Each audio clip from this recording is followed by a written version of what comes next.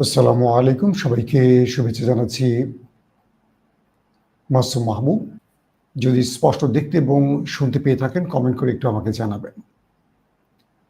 বাংলাদেশ প্রসঙ্গে আজকে গুরুত্বপূর্ণ কিছু বিষয় তুলে ধরতে চাই এবং বিশ্বাস করি আজকের ভিডিওটি আপনাদের সবার কাছে খুব গুরুত্বপূর্ণ হবে, তাই একটু বেশি করে শেয়ার করবেন যাতে সবাই দেখতে পারে বা নতুন তথ্যগুলো জানতে পারে।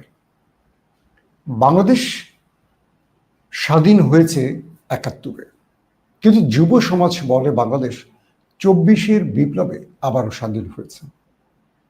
যে বাংলাদেশকে নতুনভাবে স্বাধীন করতে সবচেয়ে বড় ভূমিকা রেখেছিল বৈষম্য বিরোধী আন্দোলনের ছাত্ররা এবং তাদের নেতৃত্বে বাংলাদেশের আপামর জনতা, সে বাংলাদেশ স্বাধীনতার স্বাদ না পেতেই আবারও ভুল পথে হাঁটতে শুরু করেছে। বাংলাদেশের দৃশ্যপটে তাকালে মনে হয় না বাংলাদেশ হাসিনা শাসন থেকে বেরিয়ে এসছে। কেবল গুম, ক্রসফায়ার কিংবা হাসিনা যে আইন শৃঙ্খলা বাহিনীকে ব্যবহার করে বিরোধী মতের উপর দমন চালিয়েছিল, এই কাজটুকু ছাড়া প্রতিটি ক্ষেত্রে বাংলাদেশে এখনো মনে হয় হাসিনার শাসন চলছে।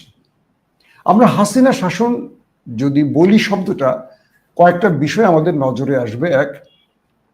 প্রথম হলো দুঃশাসন, দ্বিতীয় হলো লুটপাট, হরিলুট যেটাকে আমরা বলি, মেগা প্রজেক্টের নামে লুটপাট, তৃতীয় হলো বিরোধী মতের উপর ব্যাপক দমন এবং বিরোধী নেতা কর্মীদের গুম, হত্যা, ক্রসফায়ার। মোটা দাগে আমরা এই বিষয়গুলো তুলি। এখন একজন দর্শক যারা আমার লাইভে বসে শুনছেন, একবার চিন্তা করেন যে হাসিনার আমলের সঙ্গে বর্তমান আমলের পার্থক্যটা কোথায়। পার্থক্য শুধু এইটুকুই, এখন জামায়াত বিএনপি রাজনীতি করতে পারছে, তাদের নেতারা গুম হচ্ছে না, ক্রসফায়ারে মারা যাচ্ছে না, কিন্তু হরিলুট চলছে।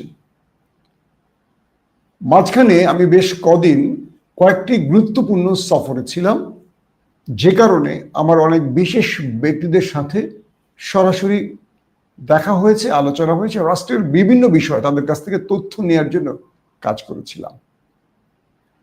দর্শক, প্রথমে যখন ইউনূস রাষ্ট্র পরিচালনার দায়িত্ব নিচ্ছিলেন এবং তিনি ভালো কিছু করতে চেয়েছিলেন, ভারতকে চোখ রাঙানি দিলেন এবং তিনি চেষ্টা করছিলেন দেশকে পজিটিভ কিছু দিতে, তখন দেখলাম বাংলাদেশের সবচেয়ে বড় দলটি ইউনূসকে পছন্দ করছিল না।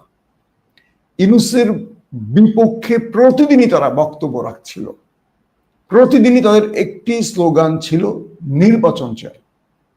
এই সরকারের কোনো ম্যান্ডেট নেই, তারা এটা করবে, ওটা করবে, সেটা করবে, এটা না ওটা না ওটা করবে, নির্বাচিত সরকার। যখন ইউনূস লন্ডনে গেলেন এবং একটি দলের গুরুত্বপূর্ণ ব্যক্তির সাথে বৈঠক করে নির্বাচনের ডেডলাইন ঘোষণা করলেন ফেব্রুয়ারিতে এবং দেশে ফিরে ইউনূস একটি দলের কবজায় চলে গেলেন এমনটি বলছে অন্যরা, এরপর দেখলাম ইউনূসকে আর সহযোগিতা করছে না এনসিপি এবং জামায়াত। খুব খেয়াল করবেন, প্রথমে ইউনূসকে সহ্য করছিল না, মানছিল না, ইউনূসের প্রতিটি ধাপে প্রতিটি পদক্ষেপে বাধা সৃষ্টি করছিল যে দলটি, তার নাম বিএনপি। এবং যখন ইউনূস সেই দলটির প্রধানের সাথে বৈঠক করলেন এবং ইউনূস সেই দলটির সকল দাবি মেনে নিলেন, তখন আবার ইউনূসকে মানতে পারছে না এনসিপি এবং জামায়াত সহ বাকি দল। অর্থাৎ ইউনূস কোনো না কোনো পক্ষে তাকে যেতে হচ্ছে বা যেতে হবে, এমন একটি অবস্থা তৈরি হয়েছে। কিন্তু প্রথম 6 মাস বা 7 মাস আমরা যদি লক্ষ্য করি, প্রফেসর ইউনূস তিনি এমন ভাবে দেশ চালাচ্ছিলেন, প্রতিদিনই বিভিন্ন জায়গায় মফ তৈরি হচ্ছিল, প্রতিদিনই বিভিন্ন জায়গায় ফ্যাসিস্টদের দোসররা বিভিন্ন ভাবে আন্দোলন সৃষ্টি করে এই সরকারকে টালমাটাল করার চেষ্টা করছিল। প্রতিদিনই কখনো অমুক, কখনো তমুক, কখনো এই দাবি, কখনো ওই দাবি, কখনো সচিবালয় হামলা, কখনো পুলিশের উপর হামলা, এগুলো কন্টিনিউ চলছিল। যার ফলশ্রুতিতে ইউনূস সরকার দেশকে নিয়ে ভাবার আগে এই ষড়যন্ত্র মোকাবেলায় তার সময়কে ব্যয় করতে হয়েছে। তখন দেখলাম বড় দলটি বিএনপি নামক দলটি ইউনূসকে সাহায্য সহযোগিতা করছিল না, শুধু প্রতিদিনই নির্বাচন শব্দটি বলছিল আর চাপ দিচ্ছিল দ্রুত নির্বাচন দাও। তখন কিন্তু এনসিপি, জামাত সহ বাকি দলগুলো ইউনূসকে সাহায্য সহযোগিতা করছিল, প্রশংসায় ভাসাচ্ছিল। এবং যে দুটো ঈদ গেছে ইউনূস সরকারের শাসনামলে, দুটো ঈদের নামাজের পর আমরা দেখলাম, ঈদের নামাজের পর জনগণ হাত নেড়ে তার সাথে একটু ছুঁয়ে দেখার চেষ্টা করছিল প্রফেসর ইউনূসকে। সবাই বলছিল স্যার আরো 5 বছর, আরো 5 বছর।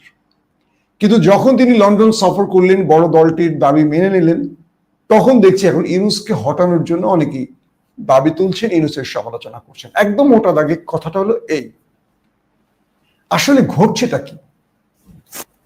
আমি পুলিশ হেডকোয়ার্টারে গুরুত্বপূর্ণ কয়েকজন পুলিশ অফিসার, একদম টপ লেভেলের কয়েকজনের সাথে বসছি, তাদের দাওয়াতে গিয়েছিলাম। তারা বলছিলেন যে আমরা বিপ্লবের পর যেমন বাংলাদেশ দেখতে চেয়েছি, সেই বাংলাদেশটা আমাদের হাতছাড়া হয়ে গেছে। রাষ্ট্রের প্রতিটি কেন্দ্রে, রাষ্ট্রের প্রতিটি সেক্টরে আবারও দুর্নীতি বাসা বেঁধেছে। পুলিশের মধ্যে যারা বিগত সময় ফ্যাসিস্টদের দোসর ছিল, তারা বহাল তবিয়তে আছে, টাকা সিস্টেমে টাকা ঢেলে, অর্থাৎ যেখানে টাকা ঢাললে তারা ওই পদগুলোতে বসে থাকতে পারবে, সেখানে মোটা অঙ্কের টাকা দিয়ে তারা সেখানে বসে আছে। নাম্বার 1। নাম্বার 2, আমাদের যে উপদেষ্টারা নতুন করে দায়িত্ব নিয়েছেন, সেটা বৈষম্য বিরোধী আন্দোলনের বলি কিংবা সুশীল সমাজ থেকে বলি, যারা আসছেন, এতদিন যারা সুন্দর সুন্দর কথা বলতেন, গণতন্ত্রের কথা বলতেন, যারা রুল অফ লয়ের কথা বলতেন, যারা রাষ্ট্রকে বা রাষ্ট্র কাঠামোকে সংস্কার করে তৈরির যে পরিকল্পনা পেশ করতেন, প্রত্যেকটা ব্যক্তির বিরুদ্ধে হাজার কোটি টাকা লুটপাটের অভিযোগ তৈরি হচ্ছে। এক একজন উপদেষ্টা 2000, 3000, 5000 কোটি টাকার মালিক হয়ে গেছেন, এমন তথ্য আমাদের কাছে আসছে। কতটুকু সত্য, কতটুকু মিথ্যা, সেটা হয়তো সময়ের আলোকে বোঝা যাবে, কিন্তু যে অভিযোগগুলো আসছে তার সত্যতাও আমাদের কাছে আসছে। প্রশ্নটা হলো, এই রাষ্ট্র কি সঠিকভাবে কখনো তার পথ খুঁজে পাবে নাকি পাবে না? হাসিনা তার 16 বছর বা 15.5 বছরের শাসন আমলে মেগা প্রজেক্টের নামে এই দেশটাকে লুটপাট করেছে, কিন্তু কার্যত কিছু করেছে। ঢাকাতে যখন আমরা থাকি, দেখি ফ্লাইওভার, এলিভেটেড এক্সপ্রেস, দেখছি মেট্রো রেল, কর্ণফুলী টার্নেল, পদ্মা সেতু, বড় বড় মেগা প্রজেক্ট। যখন জ্যামে পড়ে ব্যক্তিগত গাড়িতে করে আমরা ফ্লাইওভার এলিভেটেড এক্সপ্রেস অতিক্রম করি, তখন মনে হয় আমরা বিদেশে এসছি, একটা বাংলাদেশ দেখছি, অর্থাৎ হাসিনা কিছু করেছেন এটা মনে হয়। কিন্তু নেপথ্যে হাত দিলে দেখা যায় এই যে মেগা প্রজেক্টের নামে লক্ষ লক্ষ কোটি টাকা হাসিনার লোকেরা, হাসিনা বা তার পরিবার লুটপাট করেছে, এমন তথ্য আসছে গণমাধ্যমে। কিন্তু একটি বিষয় মোটামুটি আমরা বলতে পারি, সেটি হলো আওয়ামী লীগ মেগা প্রজেক্টের নামে লুটপাট করলেও আওয়ামী লীগের নেতা কর্মীরা বাংলাদেশের একদম মাস পিপলের কাছে, একদম জনগোষ্ঠীর কাছে গিয়ে চাঁদাবাজি করেনি। আওয়ামী লীগ একটা মুচির থেকে, একটা রাস্তার বাদাম বিক্রেতার থেকে কিংবা একটা পটল বিক্রেতার কাছ থেকে চাঁদাবাজি করেনি, খুব কম, করলেও সেটা সহনীয় পর্যায়ে করেছে। কিন্তু বর্তমান সময় বাংলাদেশে একটা রিক্সাওয়ালাকে চাঁদা দিতে হয়, একটা মুচিকে চাঁদা দিতে হয়, রাস্তার উপরে যে বেটা ফল বিক্রি করে তাকে চাঁদা দিতে হয়। পুরো ঢাকা শহরটায় পা রাখলে দেখবেন এখন বিশাল বিশাল ব্যানার, ফেস্টুন। বিগত 15-16 বছর ছিল আওয়ামী লীগের ব্যানার, ফেস্টুন। এত নেতা আওয়ামী লীগের পাড়া গায়ে, যে অঞ্চলে যাবেন ঢাকার সৌন্দর্যটা দেখবেন না, শুধু দেখবেন ব্যানার, ফেস্টুন, বড় বড় নেতার ছবি দিয়ে, 5টা-7টা ছবি দিয়ে নিচে হাইব্রিড নেতা বলি আর যে নেতাই বলি তাদের ছবি। এরা দেশপ্রেমিক, এরা এটা এটা ওটা, পুরো দেশটা এখন বাংলাদেশের যেই প্রান্তে যাবেন শুধু সাইনবোর্ড আর সাইনবোর্ড। আমার মনে হয় প্রফেসর ইউনূস সরকারের উচিত বাংলাদেশে আইন করে সাইনবোর্ড নিষিদ্ধ করা। তুমি যে দলই করো, বাংলাদেশের কোনো একটি সরকারি বা প্রাইভেট প্রতিষ্ঠানে কোনো সাইনবোর্ড থাকবে না, রাজনৈতিক সাইনবোর্ড সহ কোনো সাইনবোর্ড থাকবে না, শুধু সমাজ সচেতনতার জন্য, যেটা রাষ্ট্র করতে পারে মাদকের বিরুদ্ধে বা গ্যাসের ব্যবহার, পানির ব্যবহার, যেগুলো সরকারের নিয়মের মধ্যে পড়ে, রাষ্ট্রের গুরুত্বপূর্ণ বিষয় ছাড়া কোনো সাইনবোর্ড রাখা উচিত না। এখন ঢাকাতে পাড়া দেন, সদরঘাট থেকে নামেন, যারা দক্ষিণাঞ্চল থেকে আসেন বা যারা গাবতলী, সায়দাবাদ থেকে আসেন, বাংলাদেশের যে কোনো প্রান্ত থেকে শুধু ঢাকায় পাড়া দেন, দেখবেন আরে বাপরে বাপ। কিন্তু বিগতের সময় বিএনপি বা যে আমাদের কোনো নেতারা আন্দোলনের লোক খুঁজে পেত না। হরতালে ডাক দিলে 10 জন একটা মিছিল করে পাড়াগাঁয়ের চিপার মধ্যে দিয়ে কোনো একটা মহল্লাতে উঠে পড়ে পালাতো। কিন্তু এখন সারা বাংলাদেশে নেতা আর নেতা, সব নেতা বিশাল বিশাল অবদান, সব নেতা বিশাল ত্যাগী নেতা। কিন্তু 16 বছরে খালেদা জিয়ার বাড়ির সামনে থেকে বালু ট্রাক সরানোর মতো একজন ছিল না। খালেদা জিয়াকে অন্যায়ভাবে গ্রেফতার করলে প্রতিবাদ করার মতো একজন ছিল না। একের পর এক নেতাদের ফাঁসি দেওয়ার পরে আমরা দেখেছি দেশের পরিস্থিতি কি তৈরি হয়েছিল। কিন্তু এখন দেখেন সারা দেশটাই নেতা ভরে গেছে, নেতা আর নেতা। কারণ এই পদবিটাই আগামী দিন তাদের বাণিজ্যিক পদবি হবে। শুধু আগামী দিন না, এখন থেকেই তারা বাণিজ্য শুরু করে দিয়েছে। যে যেই পদই পেয়েছেন সেই অঞ্চল তার। চাঁদাবাজি কাকে বলে, পুরো দেশটা এখন দুঃশাসনে ভরে গেছে, যেটা আওয়ামী লীগের আমলেও আমরা দেখিনি। কি বলবেন এখন? যে 2000 ছেলে প্রাণ দিল, 40,000 আহত হলো, অন্ধ পঙ্গুত্ব বরণ করলো, একটা বিশাল জনগোষ্ঠী সাফার করলো, অজস্র মানুষের শরীরে পুলিশের স্প্লিনটা ঢুকে আছে বন্দুকের, এখনো হাসপাতালে কাতরাচ্ছে অনেকে। সেই দেশটা ভেবেছিলাম ফ্যাসিস্ট রেজিমের পর একটা সুপথ খুঁজে পাবে, এবং সেজন্য একজন নোবেল বিজয়ীকে আমরা রাষ্ট্রের ক্ষমতায় বসিয়েছিলাম, যিনি এ রাষ্ট্রকে সঠিক পথ ধরে টেনে নিয়ে যাবেন। কিন্তু তিনিও একটি পারিবারিক বা এনজিওগ্রাম যেটাকে বলা হয়, বা একটা গ্রামীণ ব্যাংকের এক্সট্রা শাখা খুলেছেন বাংলাদেশ রাষ্ট্র নামে। আমাদের যে ছেলেগুলো বিপ্লবের মূল সারিতে ছিলেন, তাদের ব্যক্তিগত অর্থের যে নথি আসছে আমাদের কাছে, ভয়াবহ ভয়াবহ, কল্পনা করার মতো না।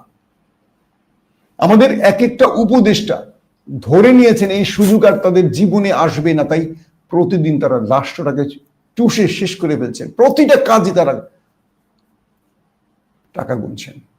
বাংলাদেশ থেকে গত 1 বছর বা 12-13 মাসে কি পরিমাণ টাকা বিদেশে পাচার হয়েছে তার রেকর্ড আওয়ামী লীগের 1 বছর কেউ হার মানিয়েছে।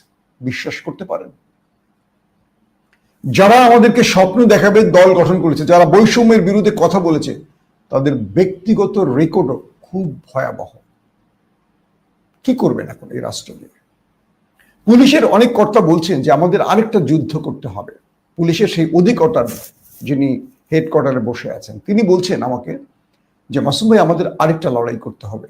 এবারের লড়াইটা হবে দুর্নীতির বিরুদ্ধে। এই রাষ্ট্র 1000টা বিপ্লব, 1000টা মুক্তিযুদ্ধ, 1000টা অভ্যুত্থান হলে ওই রাষ্ট্র সঠিক পথ পাবে না, কারণ রাষ্ট্রের প্রতিটা সেক্টরে দুর্নীতিবাজরা বসে আছে। পুলিশের সেই ব্যক্তি বলছেন যে বাংলাদেশের অলিতে গলিতে দেখবেন এখন মাদ্রাসা তৈরি হচ্ছে, নুরানি মাদ্রাসা, অমুক মাদ্রাসা, তমুক মাদ্রাসা, এবং এই মাদ্রাসাগুলোতে পড়তে কিন্তু অনেক খরচও লাগে। এবং দেখবেন এই লুটেরাদের সন্তানদেরকে মাদ্রাসা দিয়ে দেয় ভর্তি করে। কেন? তারা মনে করে আমরা যে পরিমাণ রাষ্ট্রকে লুটেছি, আল্লাহর দরবারে কি জবাব দেব একটা ছেলেকে মাদ্রাসায় পড়ায়। বিষয়টা বুঝতে পারছেন? তারা বুঝতে পারছেন না যে লুটের টাকা দিয়ে মসজিদ বানালেও তার নামাজ কবুল হবে না। তার সন্তান যে লুটের টাকা খেয়ে বড় হচ্ছে, তার রক্তে হারাম রক্ত প্রবেশ করছে, এটা হালাল না। তারা বুঝতে পারছেন না। রাষ্ট্রের কোন সেক্টরে এখন ঘুষ ছাড়া কাজ চলছে না। যারা বিভিন্ন সেক্টরে দৌড়চ্ছেন তারা জানেন। প্রতিদিন অজস্র ফোন আসে, ভাই আমি অমুক জায়গায় ইন্টারভিউ দিয়েছি, টিকছি, কিন্তু আমার কাছ থেকে টাকা চাচ্ছে।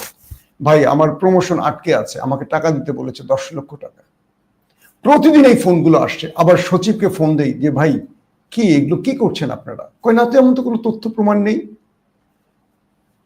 বিষয়গুলো খেয়াল করবেন যে হাসিনা চলে যাওয়ার পর যারা এখন রাষ্ট্রীয় ক্ষমতায় আসছে বা যারা আছে এই মুহূর্তে, তারা হরে লুট চালাচ্ছে রীতিমতো বাংলাদেশে।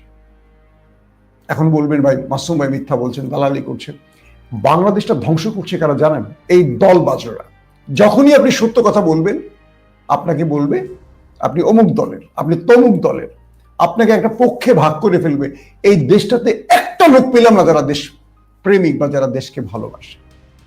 ভাই আমাদেরও রাজনীতির খায়েশ ছিল, আমরা রাজনীতি করতে চেয়েছি, আমরা দেশ ছাড়া হয়েছি, আমরা কোন একটা দলের সাথে দীর্ঘ সময় ফাইট করেছি, কিন্তু হঠাৎ করে এসে আমরা রাজনীতি থেকে সরে যাচ্ছি কেন জানেন? এই সত্য কথাগুলো বলার জন্য। আমাদেরকে বলে এই কথাগুলো বলো না, তোমার রাজনীতির ক্যারিয়ার ধ্বংস হয়ে যাবে। আমি বলছি ওই রাজনীতির ... পিনাকিদা হলে শব্দটা হয়তো ভালো করে বলতেন, গালিটা। আমার কাছে আমার দেশ এবং জনগণ ছাড়া কিচ্ছু না, কারণ আমি মৃত্যুকে ভয় করি এবং আল্লাহকে ভয় করি।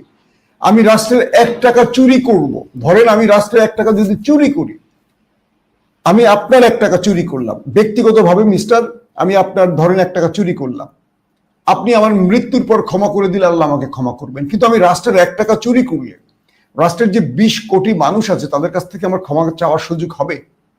বলেন আপনি।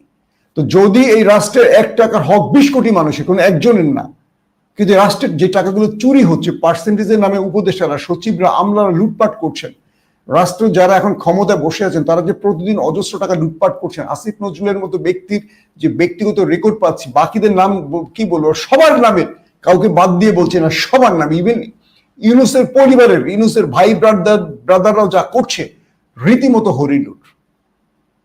এগুলো নিয়ে আমাদের কাজ চলছে। আমরা এখন সঙ্গত কারণে চুপ আছি, আমরা এগুলো এখন ফ্ল্যাশ করছি না নাম ধরে, কারণ ফ্যাসিস্টরা সুযোগ পাবে। আমরা চাই ফ্যাসিস্টদের সুযোগ দিতে না, কিন্তু আমরা এগুলো নিয়ে আপনাদের রিপোর্ট আকারে একদম কে কত টাকা কিভাবে কোন ফাইলে কিভাবে নিয়েছে সব রেকর্ড আমাদের কাছে আসছে, আমরা ইনশাল্লাহ এগুলো প্রচার করব। মুখে বলছি মানি না যে জায়গায় ব্রেক দিয়েছে, বুঝতে পারছি। তো এখন যে বিষয়টি তৈরি হয়েছে, ধরেন পুলিশের মধ্যে একটা গ্রুপ চাইছে, তারা একটা নতুন বাংলাদেশ দেখতে চাইছে। আমাকে বলছেন যে ভাই আপনারা একটা লড়াই করেন দুর্নীতির বিরুদ্ধে, এই দেশে কিছু সৎ মানুষ তৈরি করেন। বিশেষ করে আমার খুব কষ্ট লাগে, 5 তারিখের পর যে স্বপ্নটা বুনেছিলাম, বা 5 তারিখের পর যে আশাটা নিয়ে এই দেশকে কিছু দেওয়ার জন্য আমরা নেমেছিলাম মাঠে, আমার প্রিয় দল আমার প্রতি অসন্তুষ্ট, কারণ সত্য কথাগুলো বলছি। তারা সত্য শুনতে চায় না, তারা সত্যের পক্ষে লোক চায় না, তারা চায় তাদের দলের তাবেদারি লোক, কে কত মিথ্যার মাধ্যমে দলকে উপকৃত করতে পারে। কিন্তু আমি তো সেই ব্যক্তি নই, আমি না, আমার মতো বহু লোক আছে। আমার কাছে দেশ এবং জনগণের আগে কিচ্ছু নেই। আমার নির্দিষ্ট কোনো দলের পক্ষে আমি কখনো কথা বলতে পারবো না। আরেকটা লড়াই আসলে আমাদের খুব জরুরি, সেটা হলো দুর্নীতির বিরুদ্ধে। বাংলাদেশের এমন কোনো সেক্টর নাই, হাসিনা যে সেক্টরগুলোতে দুর্নীতি করেছেন সেই সেক্টরগুলোতে এখনো দুর্নীতি অব্যাহত আছে।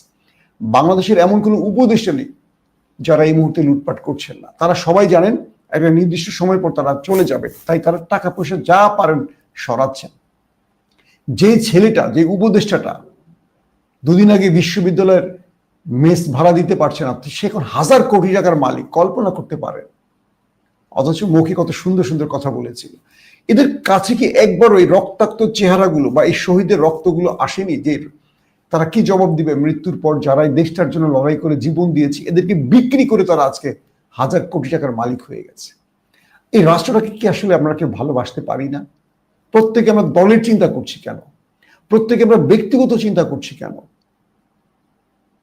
আমাদের এই দেশে যে ধ্বংস হয়ে যাচ্ছে, দেখেন পূজা মণ্ডপে আসুর, মানে তাদের যে দুর্গা পূজা হচ্ছে, সেই দুর্গা পূজায় প্রায় 800 পূজা মণ্ডপে, যেটাকে অসুর বা শত্রুকে যেটা বলি, তাদের মুখে দাড়ি দেয়া হয়েছে। কে এই দাড়ির ব্যক্তিটি? দুর্গা শত্রুর মুখে দাড়ি ছিল আগে পূর্বে। এগুলো কারা করছে? ফ্যাসিস্ট এবং তাদের সঙ্গে মিশে থাকা মানুষগুলো। তারা চাচ্ছে এই দাড়িগুলো দেওয়ার কারণে বাংলাদেশের মানুষ পূজা মণ্ডপে কোনো একটা ঘটনা ঘটাবে এবং এটাকে তারা পৃথিবীর কাছে বড় করে দেখাবে। এখন পর্যন্ত আমাদের কাছে কোনো খবর আসেনি যে কেউ হামলা করেছে। এই কাজটি খুব কঠিনভাবে বিএনপি, জামাত সহ প্রতিটা দল তারা পূজা মণ্ডপগুলো পাহারা দিয়ে একটা সুন্দরভাবে পূজা শেষ করতে যাচ্ছে। কিন্তু দেখেন 800 পূজা মণ্ডপে আসুরের মুখে দাড়ি লাগানো হয়েছে। এটা কি ভারতে সম্ভব হতো? কোন মুসলিমরা হিন্দুদের অবয়বে কিছু যদি তার বিরুদ্ধে মুসলমানরা করতো, তাদের অস্তিত্ব থাকতো? কেবল গরু জবাই বা মাংস খাবারের জন্য বা মাংস বহনের জন্য ওরা পিটিয়ে মেরে ফেলে। ওরা আমাদেরকে শেখায়। তার মানে পাহাড়ি অঞ্চলের দিকে তাকান, কিভাবে পাহাড়কে উত্তেজিত করছে। আর আমরা কি নিয়ে আছি? আমাদের উপদেষ্টারা কি নিয়ে আছে? আমাদের পুলিশের ভাইদের মধ্যে প্রচুর, আমি দেখলাম প্রচুর সৎ লোক আছে, তারা অসহায় হয়ে গেছে। কারণ কি জানেন? যে লোকটা সৎ, সেই লোকটা তার অধীনস্থ বা তার আন্ডারে থাকা বা তার উপরের বসকে তো মাসোয়ারা দিতে পারে না, তখন তারা শুধু বদলি করে, তারা ডাম্পিং করে এক জায়গায় ফেলে রাখে। আর যারা অবৈধ পথে কামাই করতে পারে তারা তো তার বসকে দেয়, তার আন্ডারকে সবাইকে নিয়ে খেতে পারে। ধরে একটা বিষয় বোঝে, একজন ডিআইজি যদি সৎ হয়, তার আন্ডারে বাকি পুলিশগুলো সহসা অবৈধ কাজ করতে পারে না। তখন সবাই মিলে সেই তার বিরুদ্ধে লাগে, তার বিরুদ্ধে অপপ্রচার শুরু করে। এই রাষ্ট্রের প্রতিটা সেক্টরে এমন ভাবে দুর্নীতিবাজরা বসে গেছে, এমন ভাবে দুর্নীতিবাজরা ঢুকে গেছে, এই রাষ্ট্রটা আসলে হাজার মানুষের রক্তের বিনিময়ে আর তৈরি হতে পারছে না, দাঁড়াতে পারছে না। আমি এত আফসোস লাগে আমার, মানে চিন্তা করলে, যে ইউনূসকে নিয়ে আমরা এত স্বপ্ন দেখেছি, সেই ইউনূস এখন কোন রকম একটা এক্সিট রুট চাচ্ছেন, একটা নির্বাচন দিয়ে পালাবেন। তিনি সুষ্ঠু নির্বাচন করতে পারবেন না, আমি আজকে চ্যালেঞ্জ করে বললাম। এই দেশে সুষ্ঠু নির্বাচন হবে না, কেন্দ্র দখল হয়ে যাবে সব, যে কেন্দ্র দখল করবে সেই বিজয়ী হবে, এবং এই কেন্দ্র দখলের দিকে যাচ্ছে বাংলাদেশ। আমরা জুলাই সনদের ব্যাপারে গণভোটের দেখলাম শেষ পর্যন্ত সবগুলো দল একমত হয়েছে। আলী রিয়াজ স্যার জানালেন যে সব দল, বিএনপি, জামাত সবাই গণভোটের দিকে যাচ্ছে। বিপ্লবের এতদিন পরেও আমরা একটা গুরুত্বপূর্ণ ইস্যুতে একমত হতে পারছি না। এই রাষ্ট্রটা 16টা বছর হাসিনা কিভাবে দমন পীড়ন চালিয়ে আমাদেরকে কোণঠাসা করে রেখেছিল, আর আমরা রাষ্ট্র গঠনে একমত হতে পারি না। কোন দলটা আগামীতে ক্ষমতায় বসবে? যে দলটা বসবে সেই দলটাই তো চোর। তাহলে আমাদের আসলে করণীয়টা কি? তাহলে যে জীবন দিয়ে আমাদের শহীদরা হাসিনা মুক্ত করলো, তাহলে কি আরেকটা চোরকে বসানোর জন্য তারা জীবন দিল? এই রক্তগুলো বৃথা গেল না? এই মানুষগুলো যারা পঙ্গু হলো, অন্ধ হলো, তাদের কেমন লাগছে যে কার জন্য এটা করলাম? হাসিনাই তো এখন ক্ষমতায় বসে আছে ইউনূস সরকারের চেহারায়, শুধু গুম ক্রসফায়ার ছাড়া সব একইভাবে চলছে।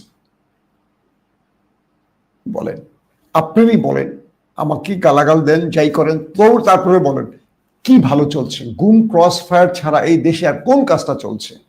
কোন নিয়োগটা হচ্ছে দুর্নীতি, মানে অর্থ লেনদেন ছাড়া কোন কাজটা হচ্ছে? সারা দেশে হরি লুট চলছে, বিভিন্ন এলজিডি সেক্টর, পৌরসভা সেক্টরে বাজেট দেয়া হচ্ছে, কোন রকম লেপসেপ দিয়ে রাস্তায় চলে যাচ্ছে টাকা নিয়ে। কারা নিচ্ছে বলেন? যারা আগামীতে ক্ষমতায় বসবে, প্রতিটা সেক্টরে তাই হচ্ছে। তাহলে যে জীবনগুলো চলে গেল হাসিনার বিরুদ্ধে লড়াই করে, এটা কি গণতন্ত্রের জন্য? গণতন্ত্রের নামে যে মূলাটা, সেই মূলাটা আমাদের আসলে কি কাজে লাগে? আমরা তো চাই রুল অফ ল, তাই না? আমরা চাই আমাদের রাষ্ট্রে আমাদের অধিকার থাকবে। আছে আমাদের অধিকার? আমার সন্তান ভালো স্কুলে ভর্তি হতে পারবে, আমি, আমার ছোট ভাই চাকরি পাবে ঘুষ ছাড়া? কোনো কাজ এখন ঘুষ ছাড়া হচ্ছে? তাহলে যারা জীবন দিল কেন দিল? ইউনূস সাহেবের মতো একজন ব্যক্তি নোবেল বিজয়ী, শান্তিতে নোবেল পেয়েছেন, কোথায় বাংলাদেশের শান্তি? তিনি এমন উপদেষ্টাদের নিয়ে বসলেন কেন যারা দেশ চালাতে পারবে না? সবচেয়ে খারাপ লাগছে বৈষম্য বিরোধী আন্দোলনের আমাদের প্রিয় মুখগুলোর জন্য। এদের ব্যক্তিগত ইমেজ, এদের ব্যক্তিগত অবস্থান খুব ভয়ঙ্কর। এদেরকে নিয়ে আমরা কথা বলেছি, প্রশংসা ভাসিয়েছি, কিংবদন্তি বলেছি, কিন্তু যে তথ্য পাচ্ছি ভালো লাগছে না। এক একজনের ব্যক্তিগত অ্যাকাউন্টে যে কত টাকা, আগামী 100 জেনারেশন বসে খেতে পারবে তাদের। রাজনীতি করতে হবে না, কিছু করতে হবে না। তার মানে আমাদের ভাগ্যে সেই হাসিনার ফ্যাসিস্ট শব্দটা না থাকলেও দুর্নীতিবাজ হাসিনা বা দুর্নীতিবাজ সেই চেহারা থেকেই যাচ্ছে। এই দেশ মুক্তি পাবে না যদি না এই দেশের জনগণ জেগে না ওঠে। এখন আপনারা সিদ্ধান্ত নেন, জেগে উঠবেন? আপনারা কি একটা সৎ শাসকের বাংলাদেশ দেখতে চান, নাকি লুটেরাদের বাংলাদেশ দেখতে চান? সিদ্ধান্ত আপনারাই নেবেন। আল্লাহ হাফিজ।